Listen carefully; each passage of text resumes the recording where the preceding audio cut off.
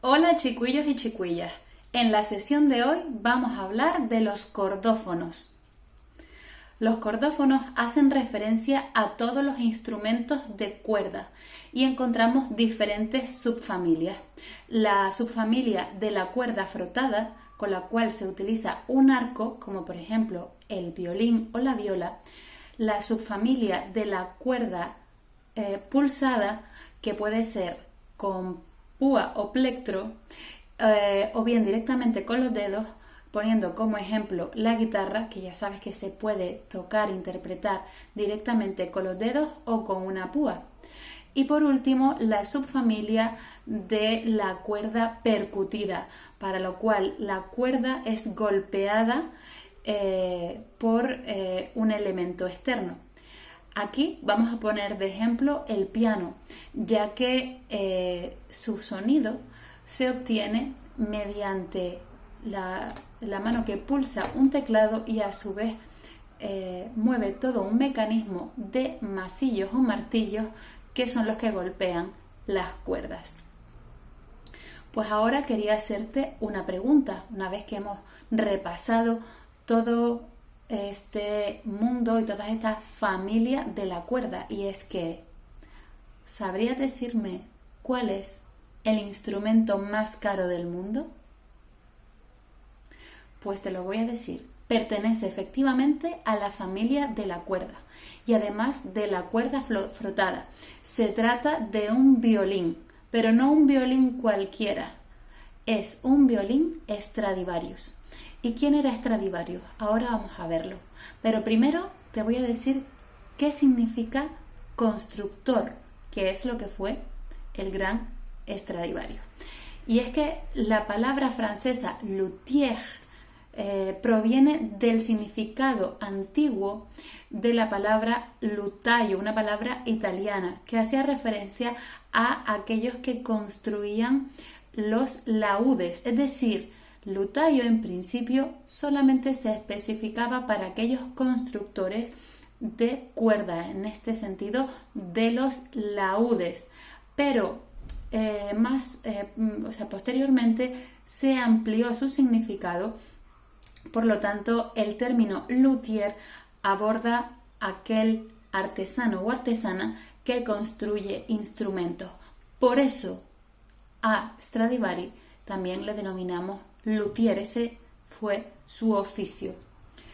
Pues Antonio Stradivari, él procede de Italia, Cremona, donde tenía allí su taller donde construyó estas maravillosas obras de arte. ¿Por qué decimos Stradivarius si realmente su apellido es Stradivari? Pues para sofisticar un poco su apellido, para hacerse un poco más interesante, latinizó, es decir, intentó que su apellido sonase como si fuera latín y le añadió ese US, Stradivarius, como hoy en día nosotros hacemos, hoy en la actualidad, muchos de los medios de comunicación y muchos de los personajes públicos utilizan el inglés incluso en sus nombres para parecer más fashion, como mismo estoy utilizando yo ahora esta palabra. Pues este luthier, Antonio Stradivari, realizó más de 1000 piezas, más de 1000 instrumentos, entre ellos violines, violas, violonchelos, contrabajos también, algún otro instrumento, pero sobre todo estos instrumentos de cuerda frotada fueron sin duda los que les reportaron esta fama que traspasó su historia, su propia vida. Y hoy en día se conserva la cifra nada desdeñable de 600 instrumentos de más de 1000, o sea que bastantes instrumentos han sobrevivido. Se les consideran auténticas obras de arte, tanto por su cuidado diseño como por la calidad del sonido que emiten. Es esta calidad sonora la que en parte ha dado pie a toda una leyenda, ya que todavía no se ha podido imitar, ni tan siquiera con los medios actuales, sus características sonoras. Al estar considerados como obras de arte, la mayor parte de los instrumentos Stradivarius que todavía se conservan pertenecen a fundaciones, quienes los prestan a músicos de renombre, aunque algunos son de propietarios particulares, aquellos que tengan mucho dinero. Vamos a ver diferentes obras de Antonio Stradivari y vamos a empezar por un violín, el violín denominado Lady Tennant. Se vendió en Christie's, la famosa casa de subastas de Nueva York, en el año 2005 y se vendió por más de $2 millones. Nada, lo que tengo yo ahora mismo en la cartera. En 2006, un violín Stradivarius denominado El Martillo tuvo un coste de $3.544.000. En 2010, hace 10 años, un violín Stradivarius conocido como Molitor alcanzó la suma más alta pagada por un instrumento musical, $3.600.000, adquirido por la violinista Aneakiko Meyers. Según la violinista, fue amor a primer sonido. Otros luthiers famosos que podemos mencionar de la cuerda frotada van a ser Guarneri y Amati.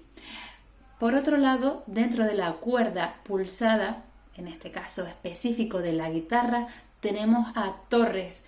Y por último, Adolf Sax. Seguramente te sonará este apellido porque fue el inventor del saxofón. Por eso utilizó su apellido para darle el nombre a su criatura, al saxofón. En esta sección de la clase de hoy también quería hacer referencia a intérpretes de cuerda, pero en este caso de origen español.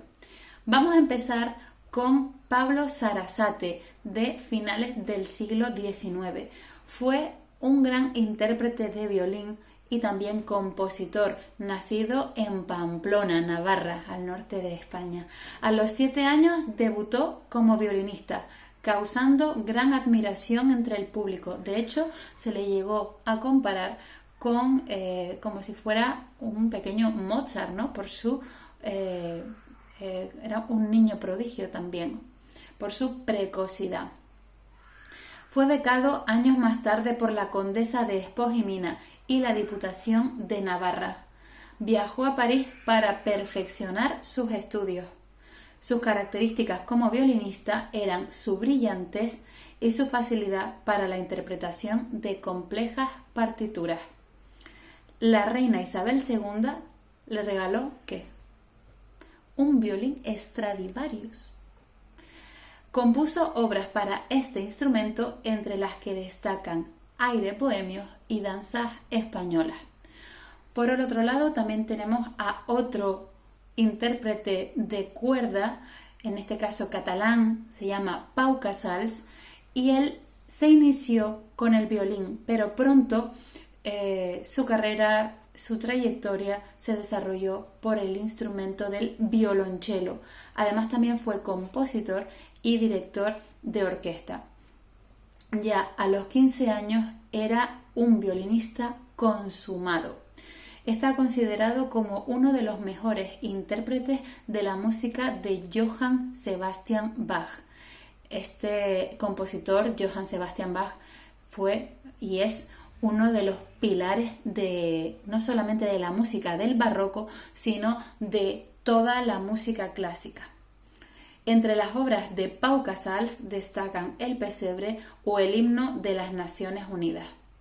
Llegados a este punto, quería recomendarte dos documentos para que te informaras y pudieras divertirte un poco más y conocieras más información acerca de estos instrumentos de cuerda frotada, es decir, un poquito más sobre el violín.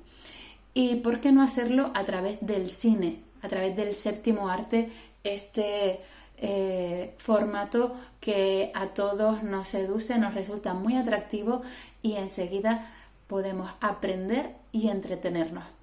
Y aquí te voy a recomendar la película El violín rojo.